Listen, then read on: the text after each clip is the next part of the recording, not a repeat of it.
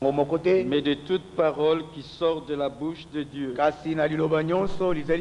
qu'il permette encore par sa grâce que nous ayons tous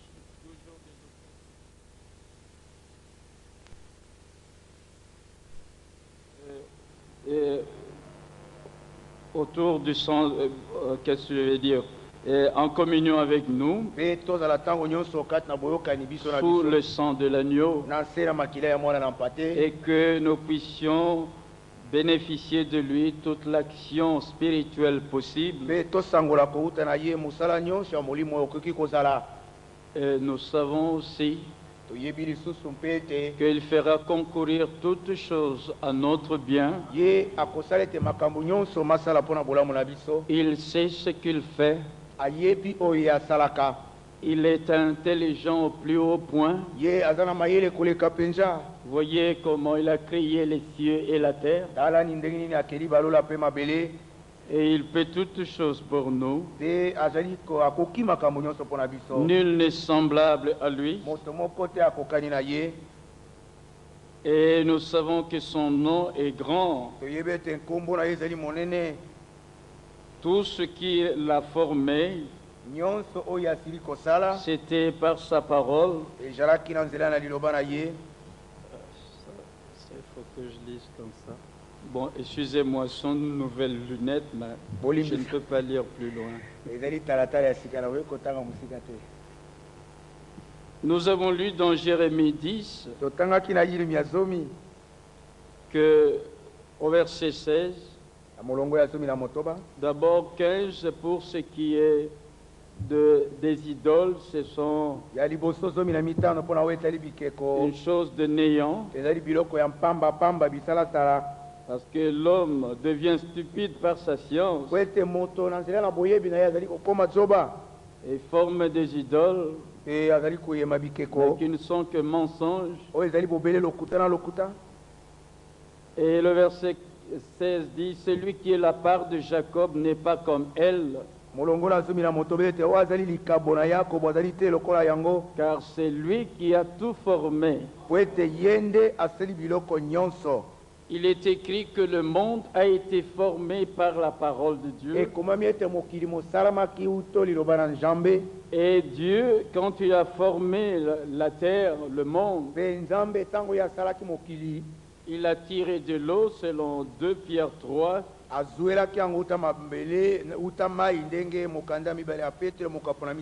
dans 2 Pierre chapitre 3, il est écrit ceci, depuis le verset 3, au sujet des moqueurs qui viendront avec leur raillerie. Ça, il s'agit du temps de la fin. Parce que nous sommes au temps de la fin. Il nous faut connaître et être renseignés sur les choses qui arrivent au temps de la fin. Par l'inspiration du Saint-Esprit, ces choses ont été annoncées d'avance pour le temps de la fin, et elles doivent arriver, s'accomplir au temps de la fin. Donc, les moqueurs viendront avec leur raillerie, disant, verset 4, où est la promesse de son avènement? Car depuis que les pères sont morts, tout demeure comme dès le commencement de la création. Et le verset 5 nous dit, ils veulent ignorer en effet que des cieux existèrent autrefois par la parole de Dieu, de même qu'une terre tirée de l'eau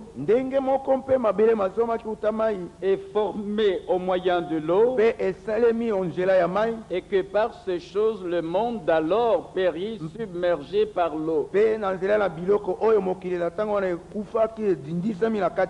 Vous voyez celui qui a tout formé. Il a formé la terre au moyen de l'eau. Il a tiré de l'eau. Et que par ces choses, le monde d'alors fut submergé par l'eau. Là, c'était au temps de Noé. Dieu qui avait formé la terre au moyen de l'eau. Donc il a tiré, je veux dire, au moyen de l'eau. C'est qu'il a formé aussi au moyen de l'eau. Et quand il a décidé de détruire tout ce qui avait souffle de vie, eh bien la terre fut submergée par l'eau. Et ce monde est appelé le monde d'alors. Mais il est parlé maintenant d'un monde, donc de la même terre, mais qui est appelée la terre d'à présent. Verset 7. Tandis que par la même parole, les cieux et la terre d'à présent sont gardés et réservés pour le feu. Donc les cieux existèrent autrefois par la parole de Dieu. Le monde d'alors fut formé au moyen de l'eau, la terre fut tirée de l'eau, mais il y a eu le déluge. Mais voilà que nous sommes dans la terre d'à présent. Et les cieux et la terre d'à présent sont gardés et réservés pour le feu, pour le jour du jugement et de la ruine des hommes impies. Mais il est parlé aussi d'un monde à venir avant de rentrer dans 2 Pierre 3.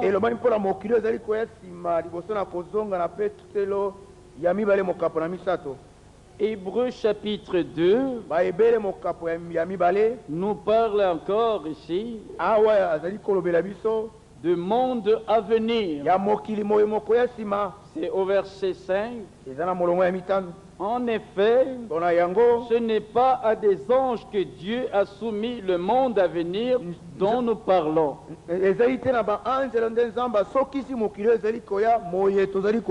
Donc il y a le monde d'alors qui fut submergé par l'eau.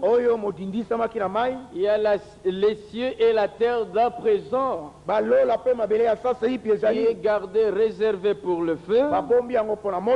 Mais il y a le monde à venir. Là,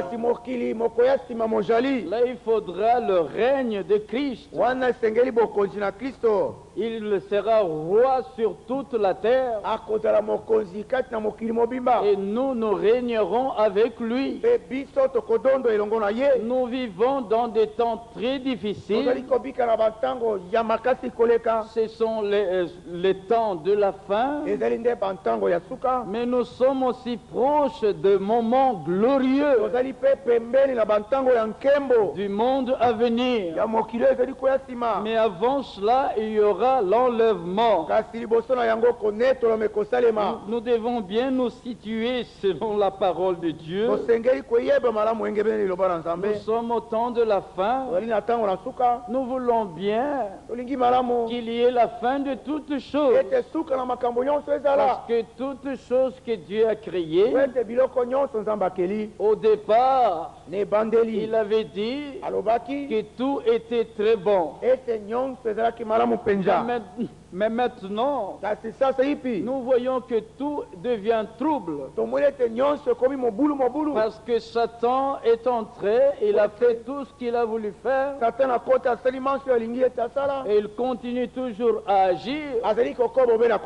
Mais aussi vrai qu'il est dit, la fin de toutes choses est proche. Toute chose qui a un commencement a aussi une fin. Nous aimons bien entrer dans le monde à venir. Mais il faut que ce temps-là arrive. Mais le temps de jugement pour le feu et tout cela pour ce monde, là, cette colère-là, ce n'est pas pour nous. Car 1 Thessaloniciens 5, verset 9 nous dit,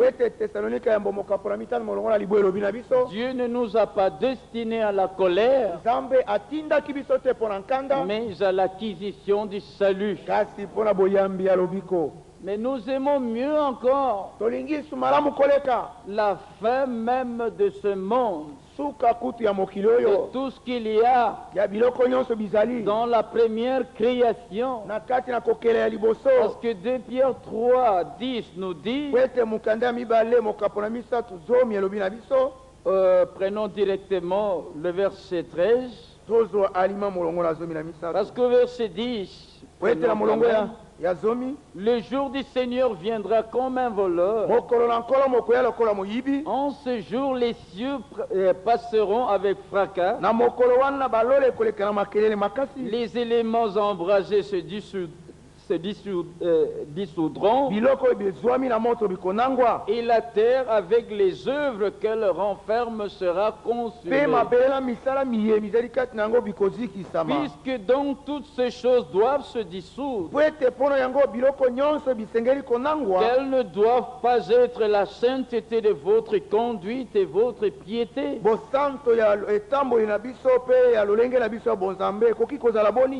Là, il est parlé à ceux qui attendent, selon sa promesse, de nouveaux cieux et une nouvelle terre où la justice habitera. Ce que ça doit être une expérience vécue.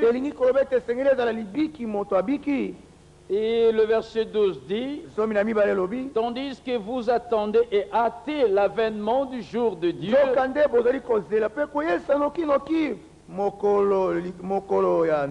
à cause duquel les cieux enflammés se dissoudront et les éléments embrasés se fondront. Bien le verset 13, mais nous attendrons selon sa promesse de nouveaux cieux et une nouvelle terre où la justice habitera. Car celui qui a tout formé, qui a créé les cieux et la terre, il a dit dans Isaïe 65, verset 17, car je vais créer de nouveaux cieux et une nouvelle terre. Pourquoi l'a-t-il dit? Ce qu'il a vu que les anciens cieux et l'ancienne terre doit disparaître. Il n'y a plus rien de ce qu'il a dit au départ, que tout était très bon. Mais il annonce à l'avance de nouveaux cieux et une nouvelle terre où la justice habitera. Et à qui a-t-il fait cette promesse? Mais c'est à nous. C'est pourquoi, bien-aimés, en attendant ce chose, appliquez-vous à être trouvés par lui, sans tâche et irrépréhensible dans la paix. Nous voyons que nous sommes vraiment à la fin du temps de la fin. Si nous regardons comment les prophéties s'accomplissent, ce qui a été dit à l'avance, comment cela s'accomplit. Dans Daniel 9, l'autre fois, nous avions parlé aussi d'un temps de la fin. Là, nous trouvons Si nous voulons nous rappeler encore cela, qu'il y avait un temps qui était fixé. C'était le temps de la captivité de Juda dans Babylone. Ce temps-là s'écoulait, mais c'était arrivé vers la fin. Et Daniel était en train de vivre en ce temps-là qui était proche de l'accomplissement des 70 ans.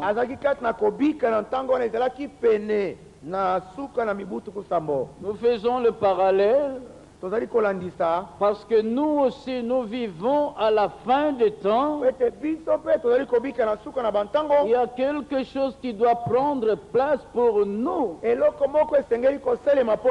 avons reçu la promesse de Dieu. La Juda devait aller en captivité, mais le Seigneur avait dit qu'il devait les ramener à l'accomplissement de 70 ans.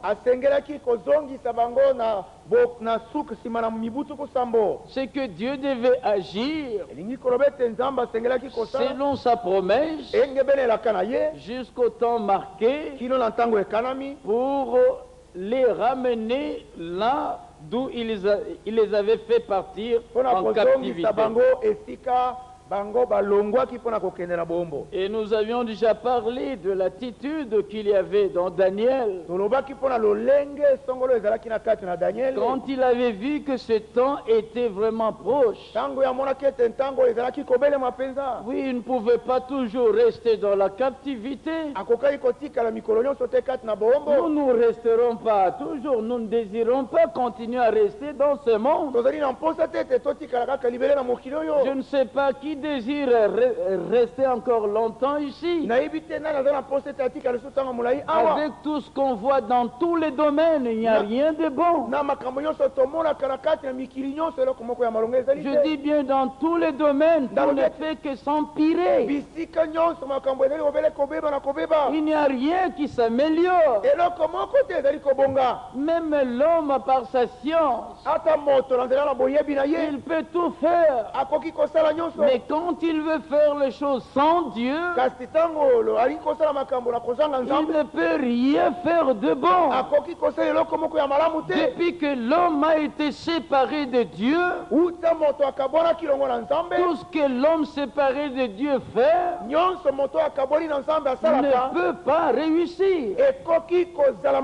Regardez quand Adam et l'homme étaient chassés du jardin d'Éden. Depuis là, tout ce qu'il pouvait faire jusqu'à nos jours. Mais le monde est devenu dans une condition de plus en plus pire. Le monde ne rajeunit pas, le monde vieillit. Il passe par des douleurs de l'enfantement. Parce que si l'on voit, selon la parole, si nous prenons Matthieu 24 et d'autres endroits de l'Écriture, Jésus avait déjà parlé de cela. Il y aura des douleurs. Il a dit, vous entendrez parler de guerre, de bruit de guerre. Une nation s'élèvera contre une autre nation. Un royaume contre un autre. Il y aura partout des soulèvements. Il dit, ne soyez pas troublés. Oh, c'est vrai, il nous a donné la paix. Il ne l'a pas donné comme le monde la donne. Il dit, ne soyez pas troublés. Ce ne sera que le commencement de douleur. Mais si ce sont des commencements de douleur, c'est que les douleurs vont aller grandissant. Puisque Romains 8 nous le dit, depuis le verset 23, que la terre tout entière terre a été soumise à la vanité. Toute la création souffre les douleurs de l'enfantement. Parce que quelque chose de nouveau doit venir. Les douleurs précèdent toujours une naissance. Il y a eu la Première Guerre mondiale, la Seconde Guerre mondiale, et aujourd'hui on entend parler de tout ce qu'il y a comme douleur et souffrance sur la terre. Qui peut désirer demeurer dans des souffrances, dans des gémissements? Même celui qui a un furoncle, il veut qu'on fasse tout, même l'incision, pour qu'il n'y ait plus de douleur. Celui qui est malade cherche à être guéri. Et de même, si nous voyons cette terre, elle ne fait que s'empirer. Souffrance, douleur dans tous les domaines. Et du point de vue de l'économie, les plus belles années sont derrière nous. De plus en plus, on avance, on espère quelque chose, mais ça ne fait que s'empirer.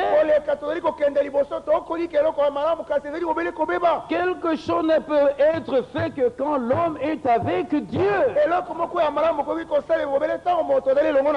quand l'homme veut faire par lui-même,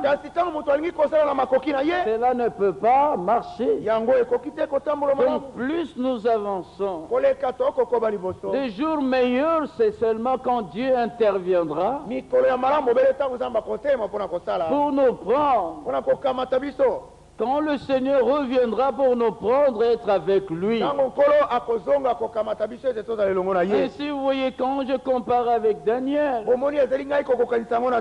eh bien, il voyait que le moment s'approchait pour la fin de la captivité. Nous aussi, le moment arrive. Déjà, le moment était arrivé dans le domaine spirituel. Nous avions eu la fin de la captivité babylonienne. Nous avons entendu la voix du Seigneur. Sortez de Babylone, mon peuple. Mais maintenant, dans le domaine général, nous ne désirons plus rester sur cette terre. Mais nous aimons bien être près du Seigneur. Quand Daniel a vu par les livres qu'il devait s'écouler 70 ans pour les ruines de Jérusalem, d'après le nombre des années dont l'Éternel avait parlé à Jérémie le prophète, il tourna sa face vers le Seigneur Dieu afin de recourir à la prière et aux supplications. 1 Pierre 4, 7 dit: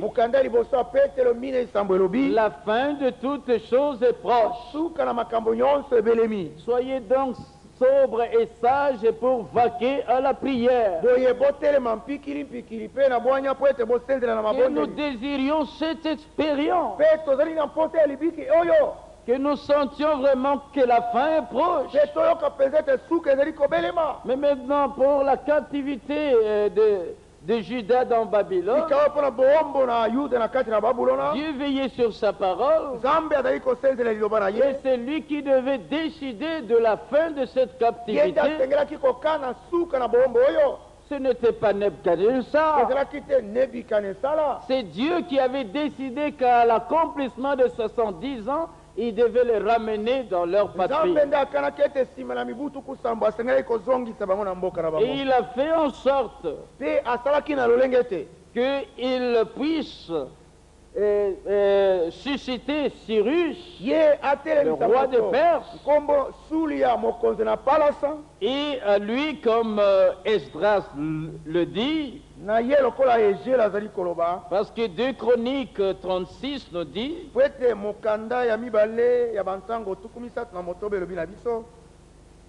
au verset 22,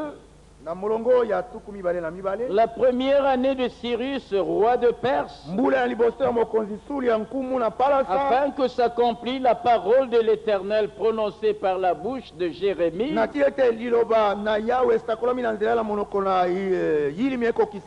l'Éternel réveilla l'esprit de Cyrus, roi de Perse. Oh, mais ça c'est merveilleux. L'esprit pouvait être engourdi, mais lui il a réveillé l'esprit du roi. Parce que comme il est écrit dans Proverbe,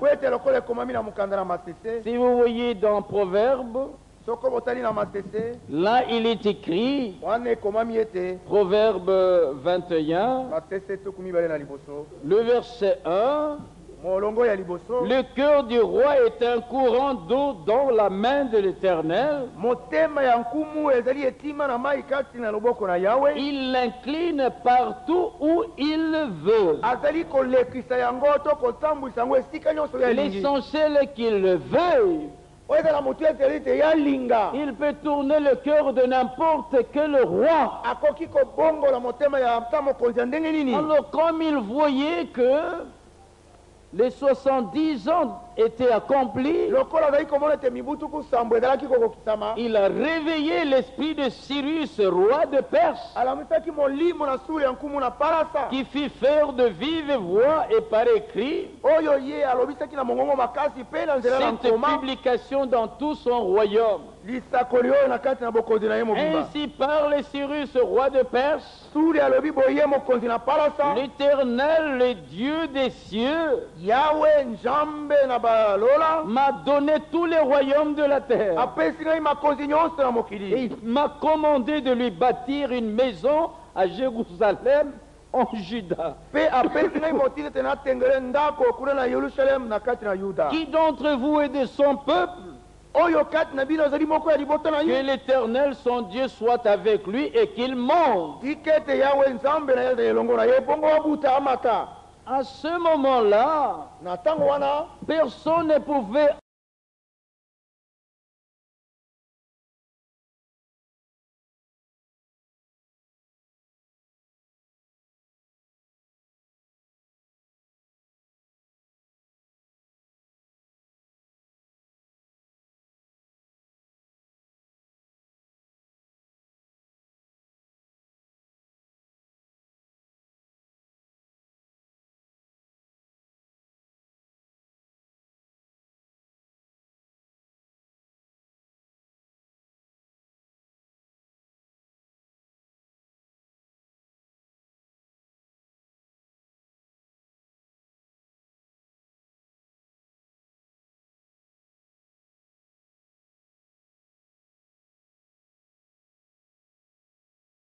pour rentrer à Jérusalem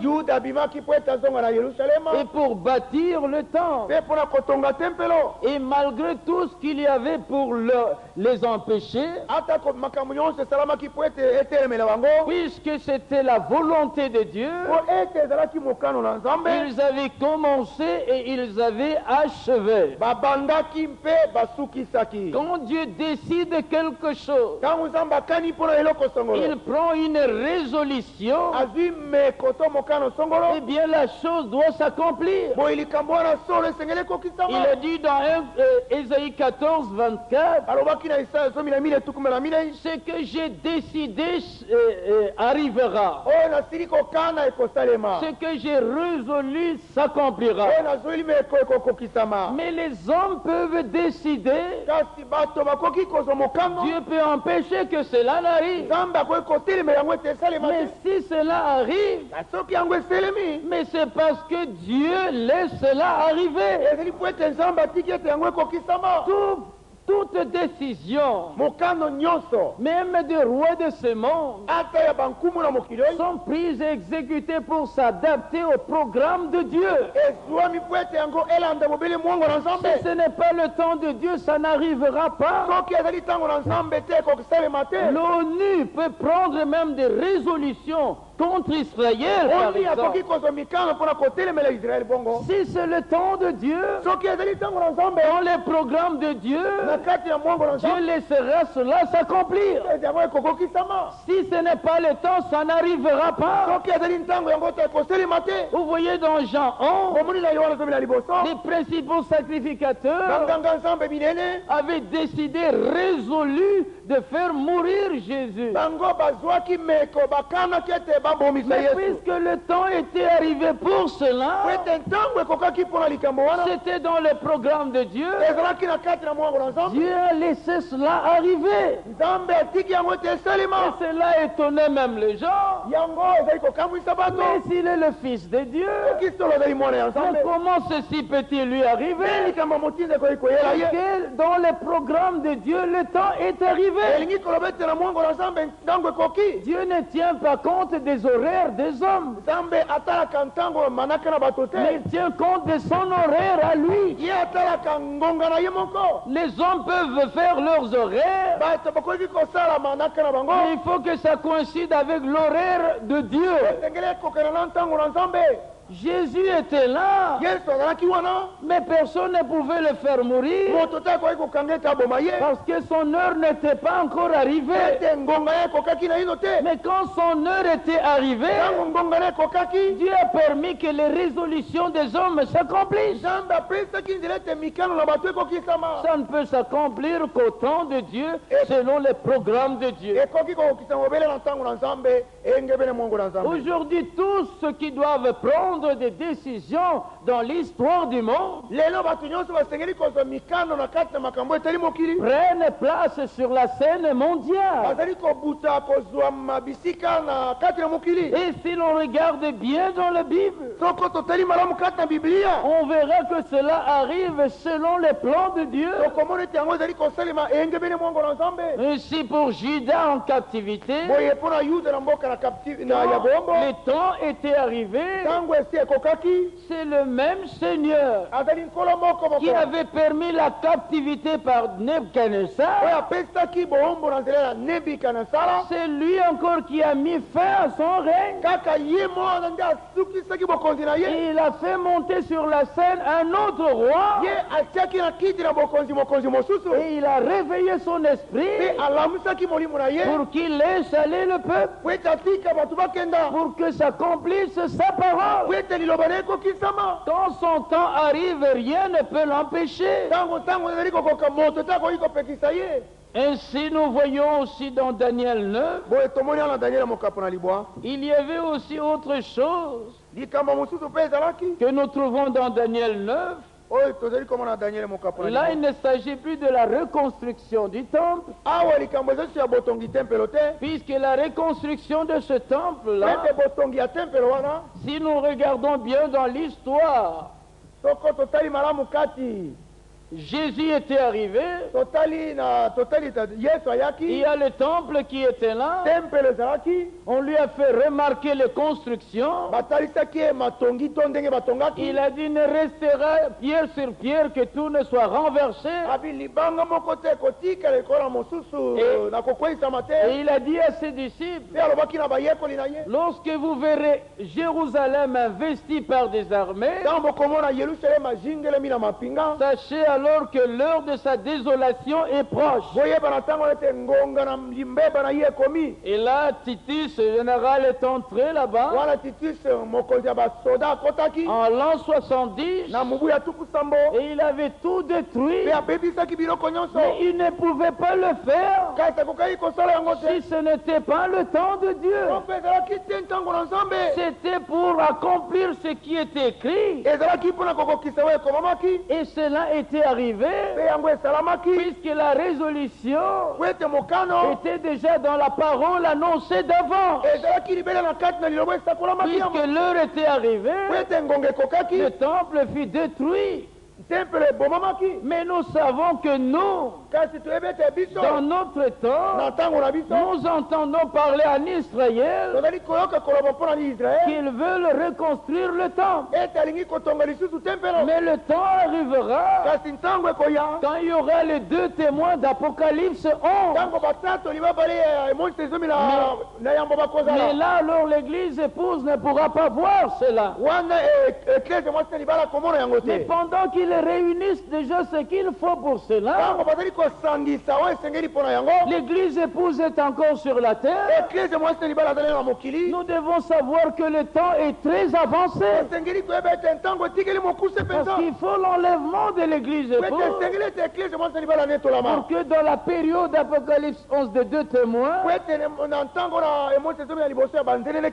qu'il y ait la reconstruction du temple. Mais ce troisième temple devra rester là jusqu'au millénium. Personne ne pourra plus jamais détruire. Dieu ne permettra pas cela. Jérusalem, que ce soit le temple, mais il y a eu beaucoup de destruction. Mais à la fin, eh bien, ça restera debout. De même avec l'église. Puisque Dieu a choisi l'église. Mais elle a subi beaucoup de choses. Elle a été détruite par les puissances de l'ennemi. Les gazons gelés, Kazil, mais ils ont tout détruit. Mais pas tout dans le sens de tout. Entièrement. Parce qu'elle est revenue encore sous Luther, sous Wesley, le mouvement de Pentecôte.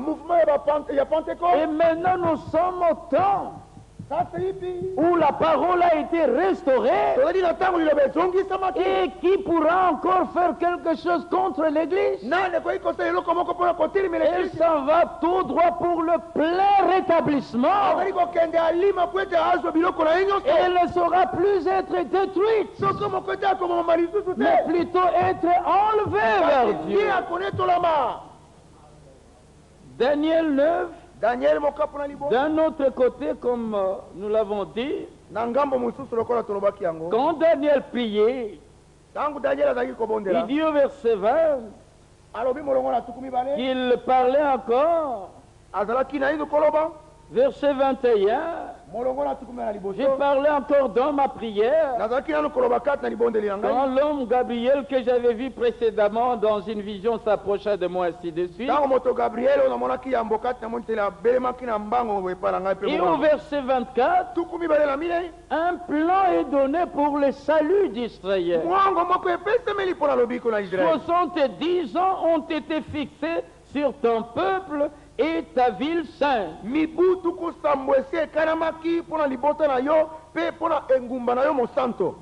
Et là, nous trouvons qu'il y a eu 70 semaines là pour le plan du salut d'Israël. Dans Nombre chapitre 14, là, il nous est dit ceci. Nombre chapitre 14.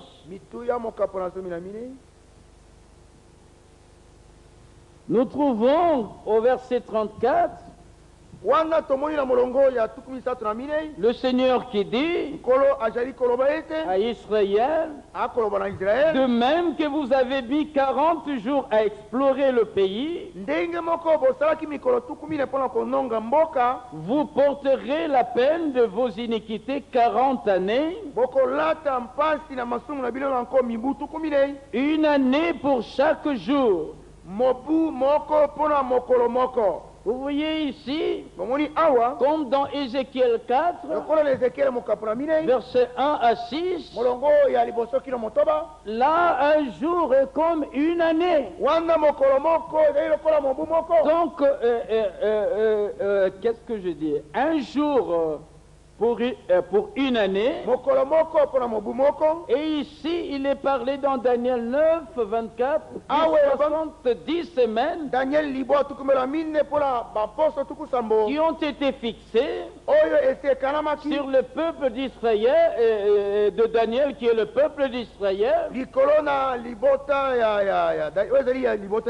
et sur la ville sainte de Daniel qui est Jérusalem. Et au verset 25, sache-le donc et comprends, depuis le moment où la parole a annoncé que Jérusalem sera rebâtie jusqu'à loin,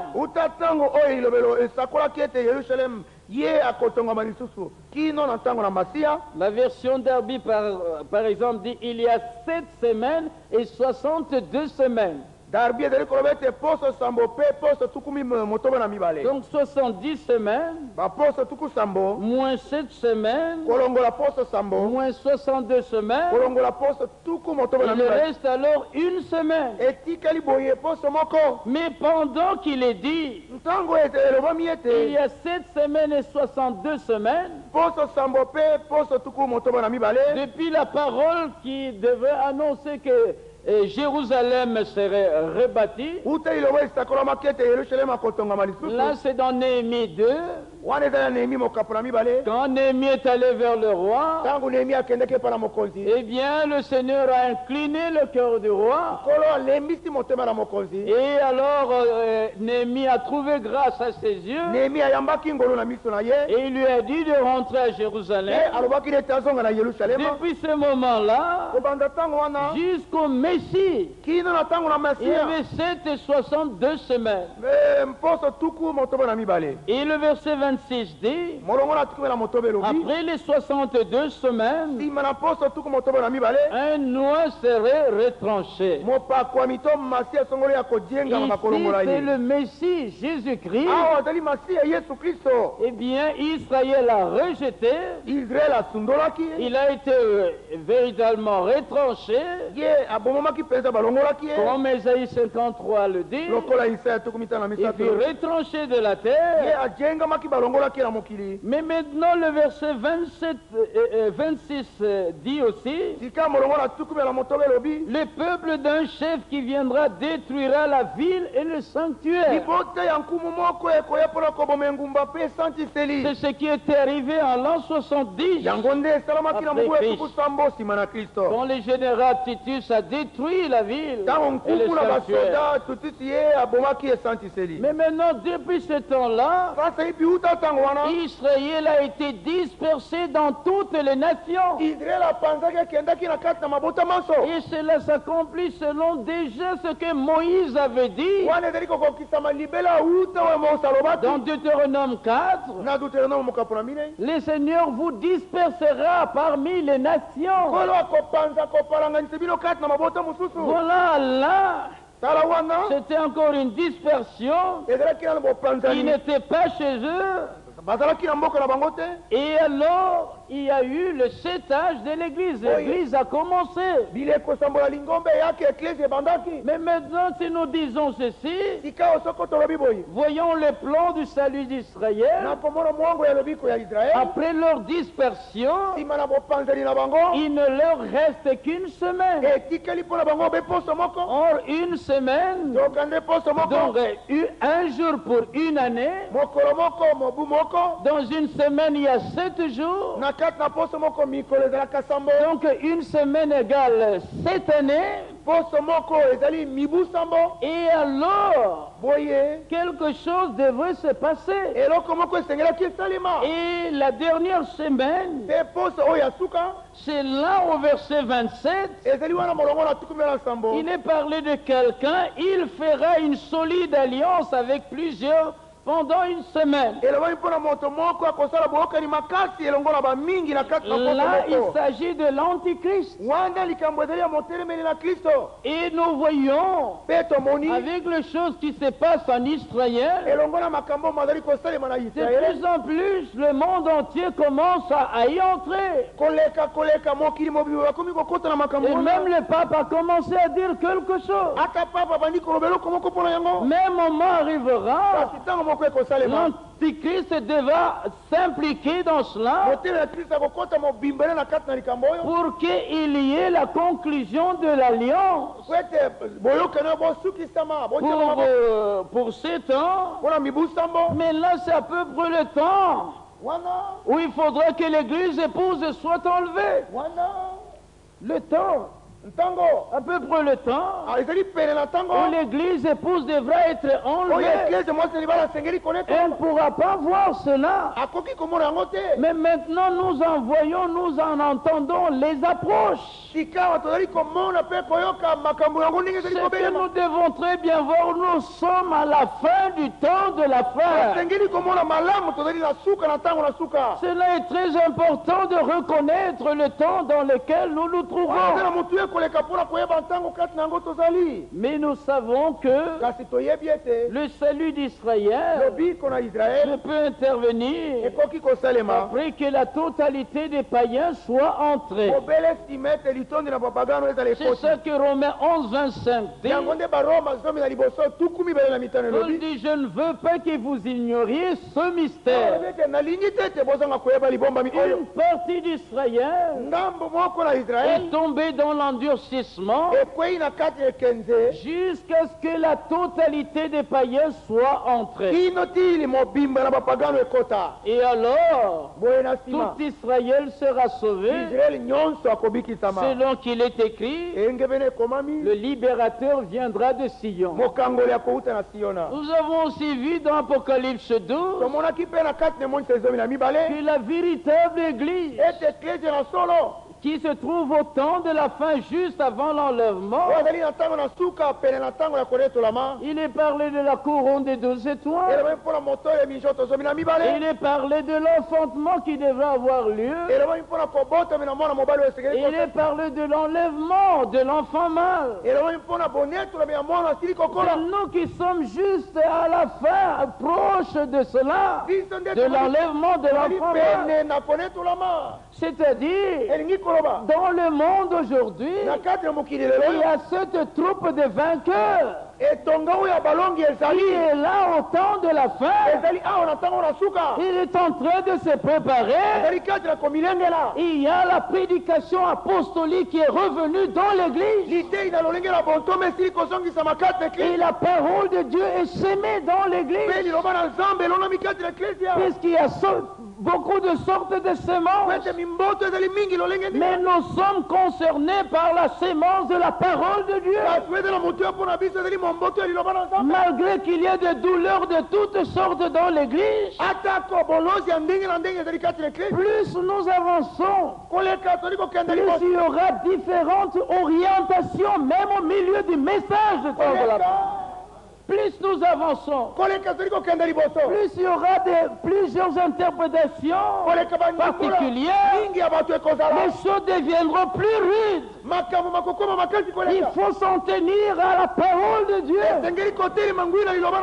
Il y aura encore beaucoup de confusion, mais le peuple de Dieu ne sera jamais dans la confusion encore. Dieu mettra toutes choses en place.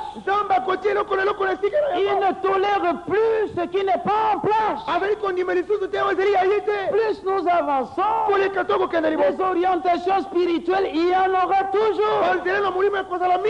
Mais l'Église épouse, les élus gardent l'orientation spirituelle.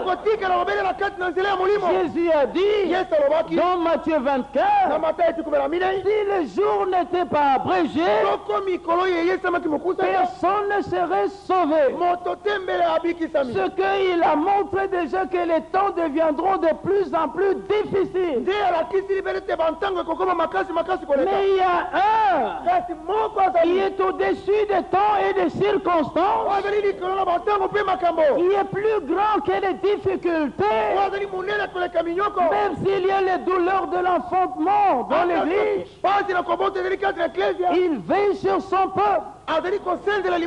Quelqu'un a dit, et cela est vrai, quand Dieu veut faire de grandes choses, il laisse venir les difficultés. Et c'est dans les difficultés qu'on trouve qui sont vraiment les vainqueurs. Si toutes les choses sont faciles, alors c'est tout le monde. Mais étroite et la porte resserrée et le chemin qui mène à la vie. Il n'y en a pas beaucoup qui le trouvent. Mais il est dit, il n'y a que peu qui le trouvent. C'est qu'il faut que les épreuves deviennent grandissantes.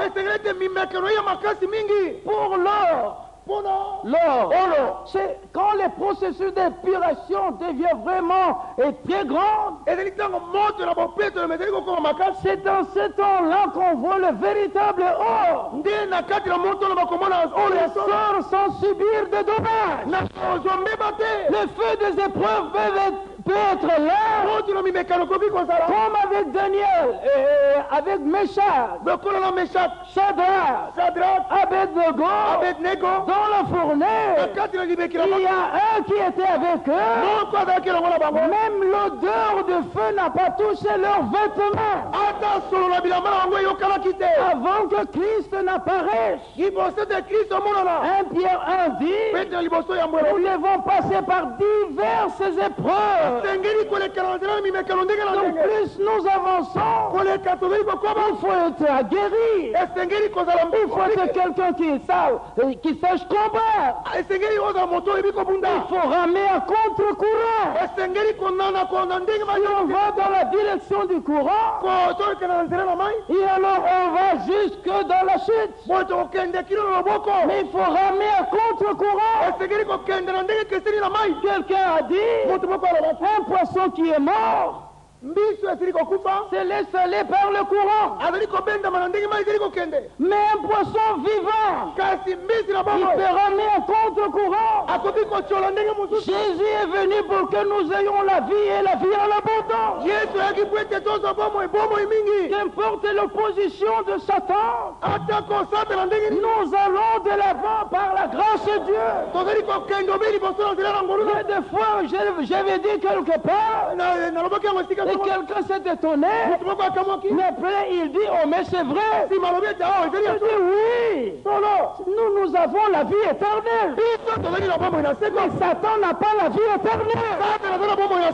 Vous comprenez? Comme avec Caïn, qui était jaloux d'Abel qui a été agréé. Voyez-vous que Satan vous laissera tranquille? Nous avons un combat jusqu'à la fin. Nous ne sommes pas venus dans un pique-nique. Mais il faut avoir des bras vigoureux de la foi. Il faut aller de l'avant parce que l'épreuve deviendra de plus en plus dure. Qu'est-ce que nous ne voyons pas? Le Kabou est parti, c'est une épreuve. Frère Kabou est parti. C'est une épreuve. Firmé est parti. C'est une épreuve. Mais nous restons. Mais nous savons qu'avec Dieu, nous allons être là victorieux. Ils nous ont précédés. Nous voulons avancer pour les retrouver. Par la grâce de Dieu, cela arrivera. Nous devons ramer à contre-courant. Jésus a dit, ce qui arriva au temps de Noé arrivera de même à la venue du Fils de l'homme. Qu'est-ce qui arriva au temps de Noé? 1 Pierre 3 dit, il n'y avait que peu. Un petit nombre qui fut sauvé. Un petit, pas un grand nombre. Vous voyez, la grande voie est facile. Mais la petite voie, alors là c'est difficile. Mais nous voulons nous y engager avec le Seigneur.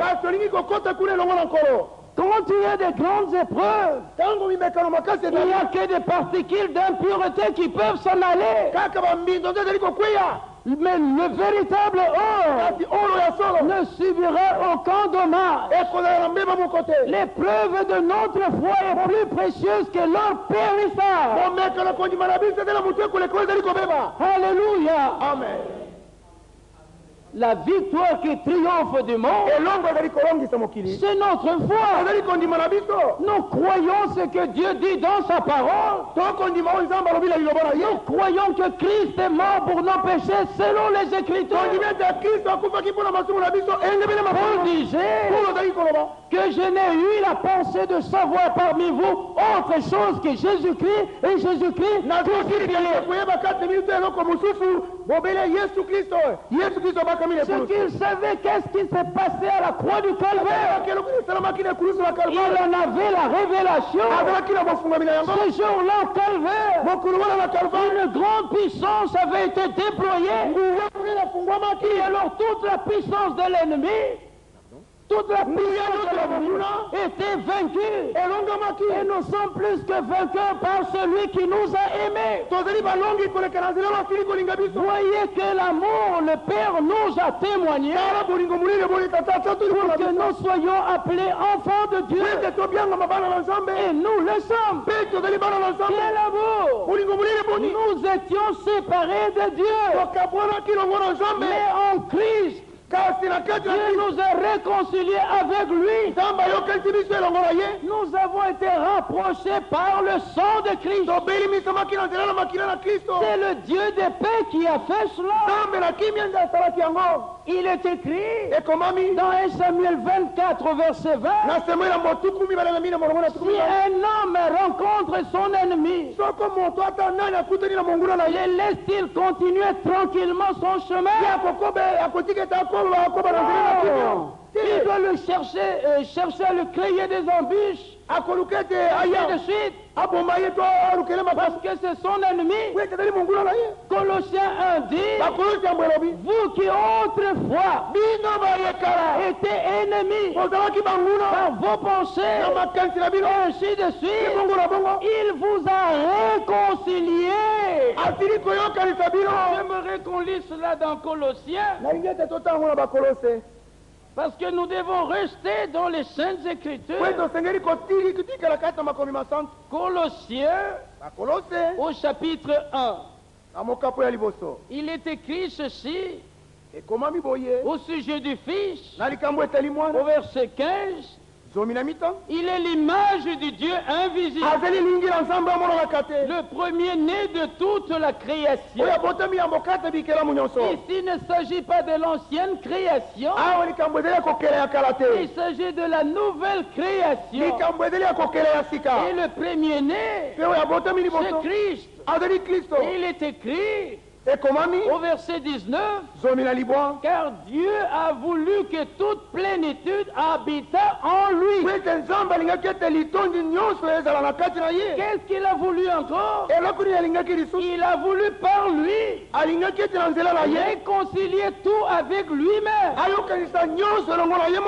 Tant ce qui est sur la terre que ce qui est dans les cieux. Et la terre d'à présent, la première terre et les premiers cieux, avant il n'y avait pas de trouble. Il n'y avait pas le loup qui poursuivait l'agneau. Il n'y avait même pas un arbre qui pouvait mourir. Tout était dans l'harmonie dans le paradis. Le mot paradis dans le côté d'Irak et autres, c'est un endroit agréable dans sa signification. Donc tout était dans l'harmonie, tout était paisible. Mais celui qui trouble, c'est l'ennemi, c'est Satan quand il était entré. C'est pourquoi aussi dans l'église il ne faut pas de trouble. Vous devez être des enfants de paix.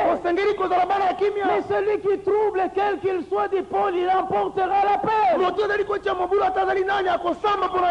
Ici il est dit, que tant ce qui est sur la terre que ce qui est dans les cieux, en faisant la paix par lui, par le sang de sa croix. Christ est mort pour nos péchés selon les Écritures. Là à la croix, par le sang de sa croix, et bien sur la paix, c'était la réconciliation avec Dieu. Le verset 21 dit, et vous qui étiez autrefois étrangers et ennemis par vos pensées et par vos mauvaises œuvres, il vous a maintenant réconciliés par sa mort dans le corps de sa chair. Vous voyez, un Samuel dont je citais, si un homme rencontre son ennemi, le laisse-t-il poursuivre tranquillement son chemin? Nous étions ennemis de Dieu, mais le Dieu de paix, alléluia, dans son grand amour, il est venu en Christ. Dieu était en Christ pour nous rencontrer, que nous ne soyons plus loin de lui. Et cela fut démontré à la croix de Golgotha. Les deux malfaiteurs, il y a un qui s'est repenti, s'est converti, parce que regardant Jésus, il dit, souviens-toi de moi lorsque tu viendras dans ton règne. Ce qu'avant qu'il ne vienne, qui continue à être séparé, Jésus-Christ dit, pas question. Aujourd'hui même, tu seras avec moi dans le paradis. Vous voyez ce rapprochement. Je disais tantôt, l'homme séparé du Seigneur Dieu, il n'y a rien de bon qui peut être avec lui. Et Satan va se jouer de lui. Il va s'éloigner de Dieu de plus en plus. Mais en Christ, Dieu nous a rapprochés de lui. Il nous a réconciliés à sa mort dans le corps de sa chair. Nous qui étions ennemis, vous comprenez? Mais il ne termine pas là. Verset 22, pour vous faire paraître devant lui, saint, irrépréhensible, sans reproche. Qui peut faire ça pour son ennemi? Au contraire, on veut que tout lui arrive de mal en pis. Nous, ennemis de Dieu, il vient, il donne la paix, il nous réconcilie avec lui.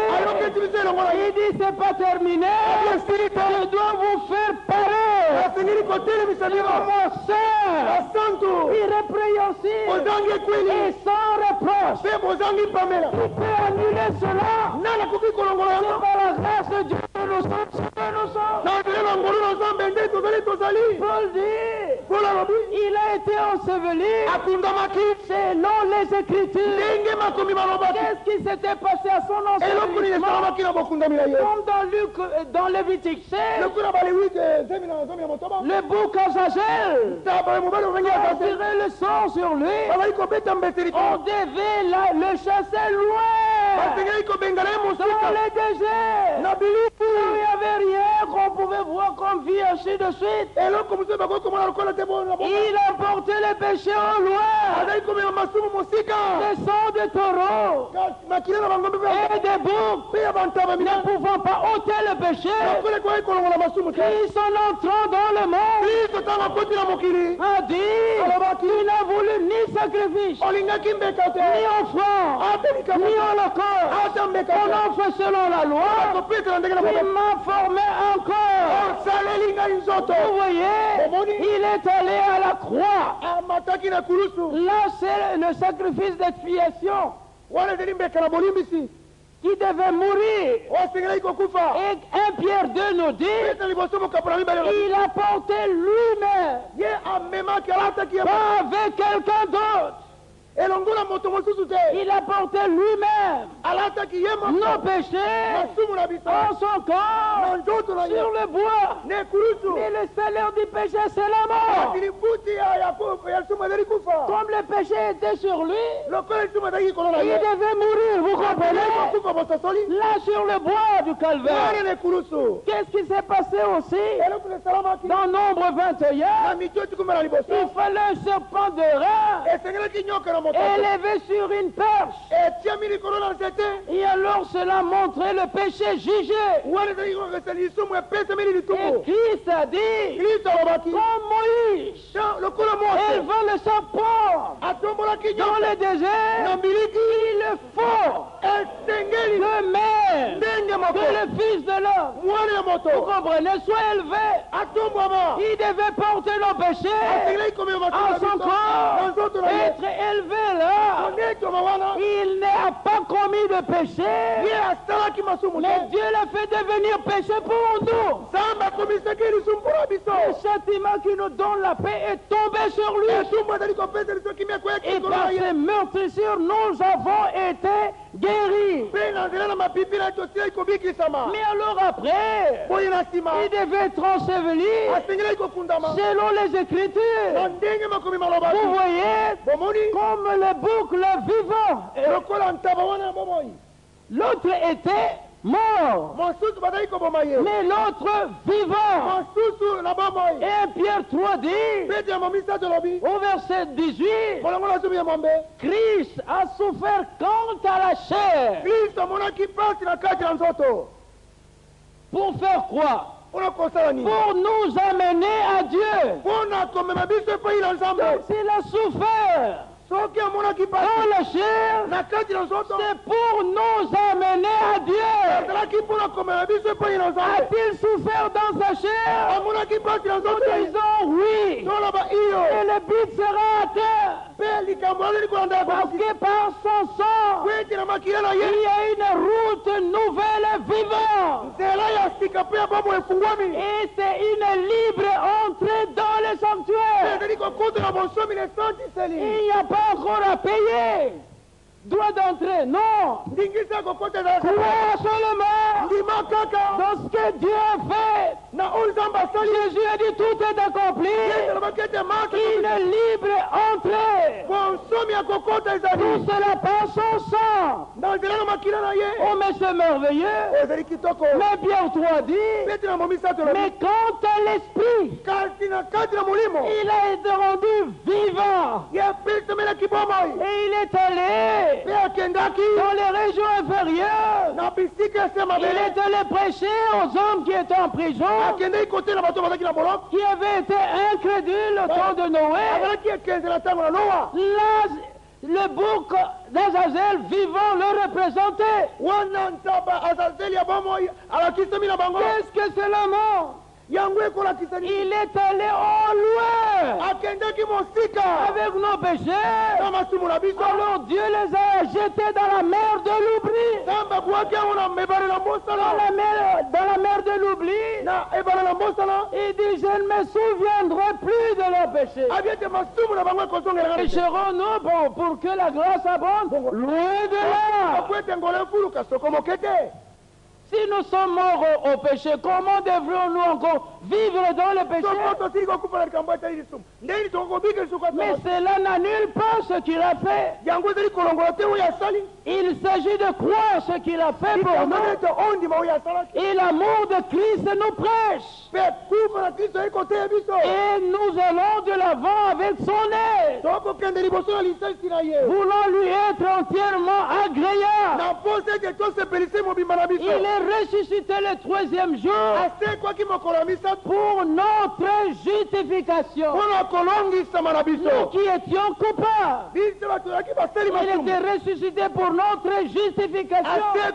Voilà comment Paul, en Corinthiens 15, quand il a continué à dire cela, il dit c'est par la grâce de Dieu que je suis ce que je suis. Et sa grâce envers moi n'a pas été vaine. Donc j'ai travaillé plus que tous que j'ai énuméré là. Mais non pas toutefois moi, mais la grâce de Dieu avec moi. Il dit que ce soit eux, que ce soit moi. Il dit voilà ce que nous prêchons. Et aussi ce que vous avez cru. Et l'écriture. Vous voyez que l'amour, le Père nous a témoigné. Demeurons dans cet amour. Et nous qui étions ennemis.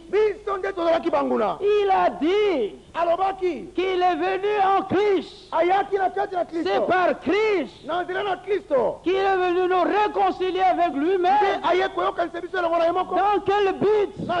Pour nous faire paraître saints, irrépréhensibles et sans reproche. Le Seigneur peut-il mentir? Non. Est-ce qu'il peut échouer? Non. C'est qu'il va atteindre cela. Le verset 23 dit, si du moins vous demeurez fondés et inébranlables dans la foi. Le problème c'est de demeurer fondés inébranlables dans la foi. La foi transmise une fois pour toutes aux saints. La foi conforme à la parole de Dieu, venant de la parole de Dieu,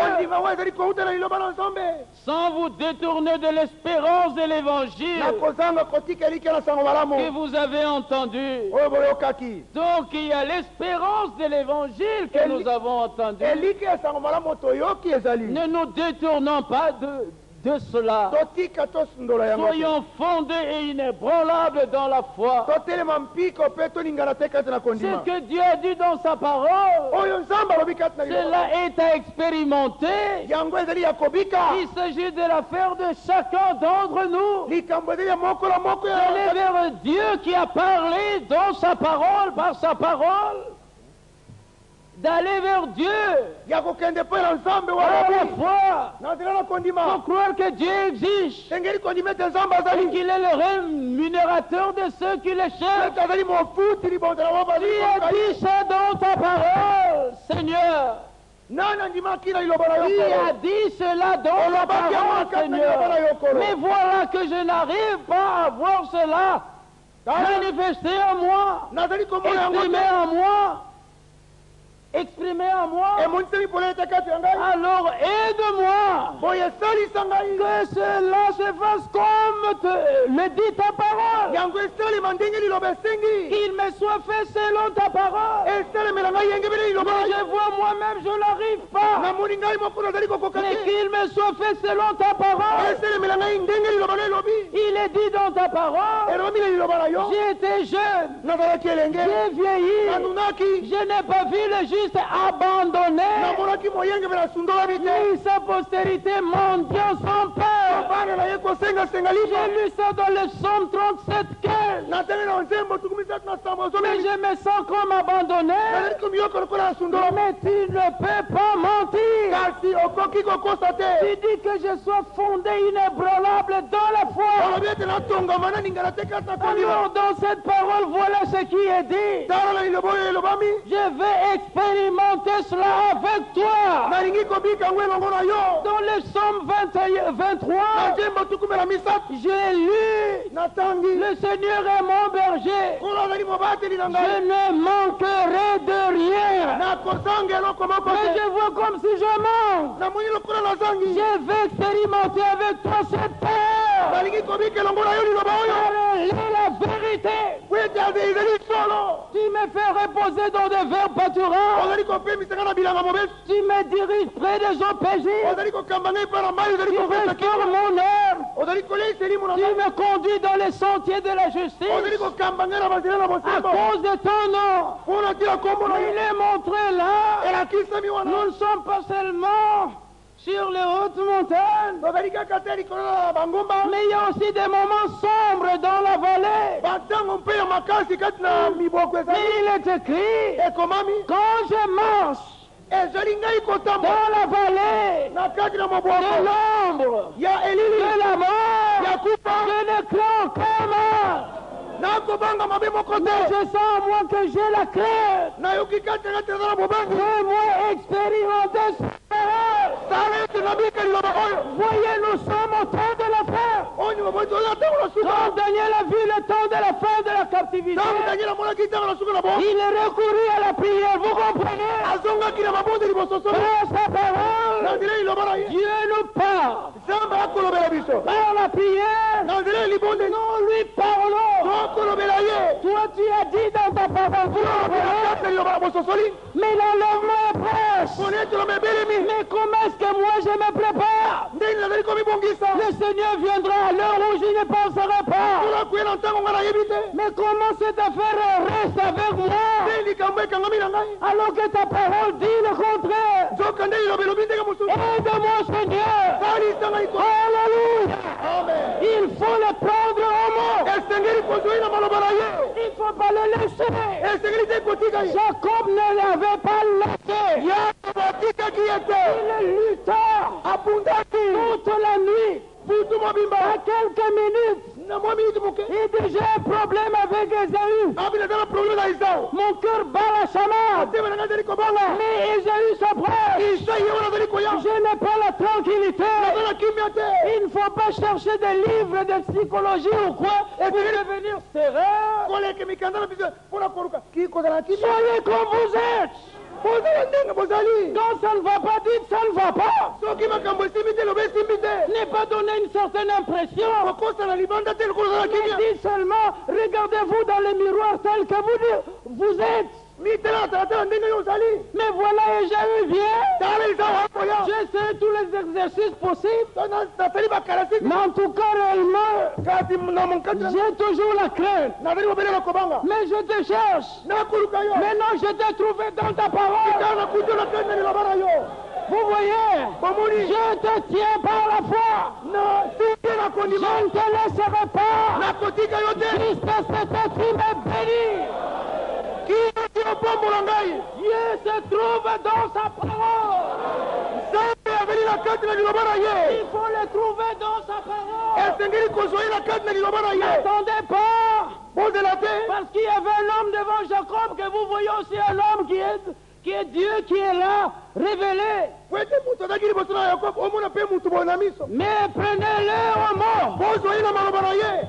Jacob a dit, je ne fais pas, je suis menteur. Vous voyez ça? Je suis supplanteur. Je ne peux pas te laisser. Je ne peux pas te laisser jusqu'à ce que tu m'aies béni. Vous savez, frères et sœurs, nous sommes comme dans des examens d'école, des épreuves. Pour passer de classe, si tu n'as pas réussi, l'examen de deuxième session, tu n'as pas réussi, tu ne passes pas de classe. Il faut rester assimiler cette leçon-là jusqu'à ce que ça revienne encore. Quand tu réussiras, tu passes de classe. Il y a des épreuves. Tu es toujours emporté par la colère. Quand il y a telle chose, ça reviendra encore. Tu t'emportes encore, ça reviendra encore. Jusqu'à ce que tu passes de classe. Alléluia. Mais qui peut te faire passer de classe? C'est celui qui a dit je vous rendrai inébranlable. C'est comme ça que Jacob l'a trouvé. Il dit dans cette épreuve avec Ésaü, je ne te lâcherai pas jusqu'à ce que tu me bénis. Et qu'est-ce qu'il a fait?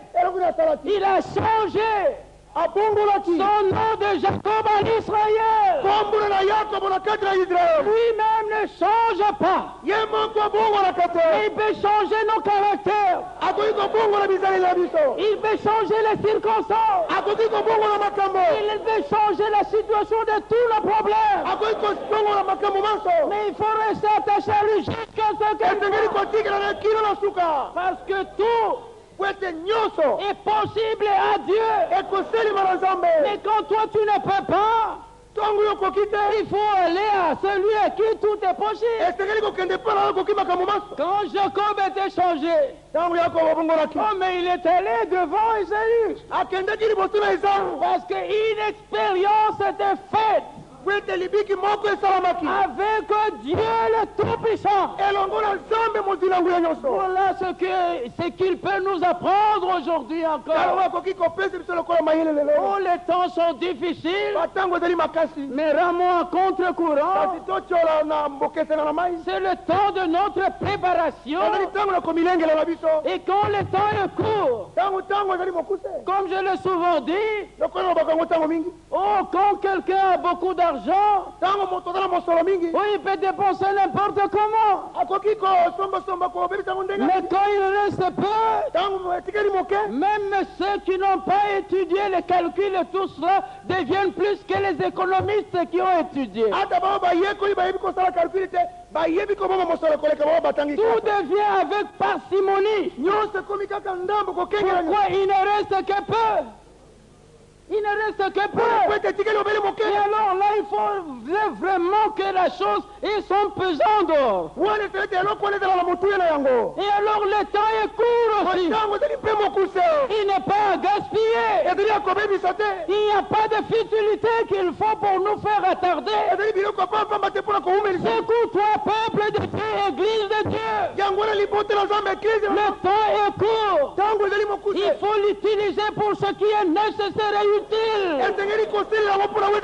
C'est tout d'abord pour le royaume de Dieu. Il a dit cherchez premièrement le royaume et la justice de Dieu. Et tout le reste vous sera donné par surcroît. A-t-il menti? Non. Il a dit je suis la vérité. Il a dit cela. Il peut le faire. Ce sera pour avoir quelque chose à vous laisser. Que Dieu vous bénisse richement. Priez pour moi, je prierai pour vous. Nous voulons bien rester comme cela. Ne croyez pas que ça me réjouit de repartir. Quand je vous ai vu, le désir de mon cœur, Dieu me voit. Je voulais bien rester avec vous. Mais je ne peux faire autrement. Il faudrait que je parte. Mais que ce soit au loin, que ce soit auprès, restons toujours unis dans l'amour reconnaissant. Dieu, il peut toutes choses, au loin comme de près, et qu'il vous garde, qu'il vous bénisse, qu'il vous fasse croître spirituellement, qu'il vous donne tout ce qui est nécessaire, ce qu'il désire pour notre marche, qu'il nous donne la foi nécessaire pour aller de l'avant, et que nous ayons le regard fixé sur Jésus. Et alors, nous savons qu'importe ce qui peut arriver, nous nous appuyons sur Dieu. Nos yeux sont sur toi. Sur lui que nos yeux sont tournés. Comme la servante regarde à la main de sa maîtresse jusqu'à recevoir quelque chose. Mes yeux sont tournés vers lui jusqu'à ce qu'il ait pitié de nous. Alléluia. Je sens comme si je ne voulais pas en finir. C'est comme si je ne voulais pas en finir. Mais que Dieu s'occupe de reste. Alléluia. Amen. Gloire à Dieu. Honneur et louange à Dieu. Alléluia. Amen. Alléluia. Amen. Lèvons-nous et prions.